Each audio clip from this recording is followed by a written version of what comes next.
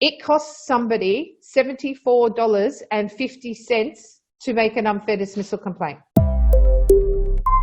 Whilst removing people from your business may offer you longer term financial gain, and in many cases, in this case, it's key to your survival, the costs of a redundancy program can be quite expensive, and you need to very much weigh up the short-term gain with the long-term gain and make sure that you absolutely have the cash flow to pay for this.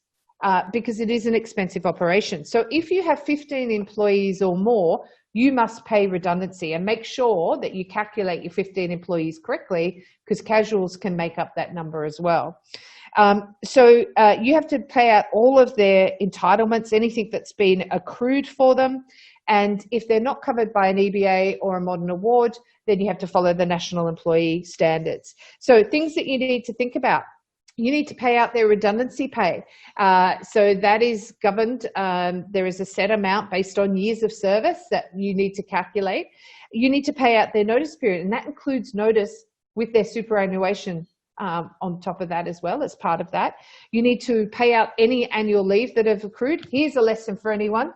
Don't let your annual leave balances skyrocket.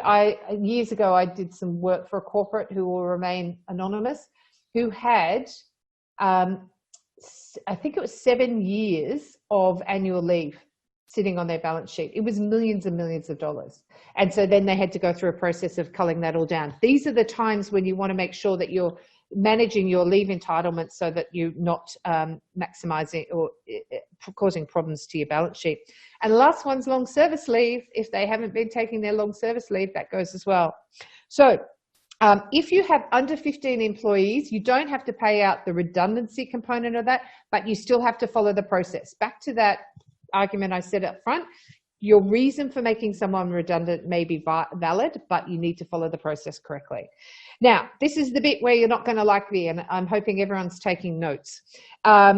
It costs somebody $74.50 to make an unfair dismissal complaint. Now, at the moment, you have got thousands and thousands of families. So statistically, before COVID, 38% of Australians were worried about their financial future. What do you reckon that number is now? For $74, they are going to have a crack, because if it means their family's survival over the next 6 months, and it could mean up to 6 months salary and or reinstatement. Now, let's face it, it's not going to be reinstatement at the moment because there is no job there. But there's a very real possibility that you might have to pay out 12 weeks or 16 weeks or whatever the case may be. So if we just take the average Australian salary at the moment, which I think is about 65K, Danny and Ben might clarify that for me, and they get up to 24 weeks, that's $32,000 you're going to have to pay out, plus your time that you've been involved and so on and so forth. And here's one other sting in the tail. If you've let 10 people go and one of them works out that they can go to Fair Work and comes back out and says, oh, I got 12 weeks salary out of that, what do you reckon the others are going to do? They're going to front up as well. So it's really, really important, get this process right, invest now and get the process right, because that could be what brings you unstuck.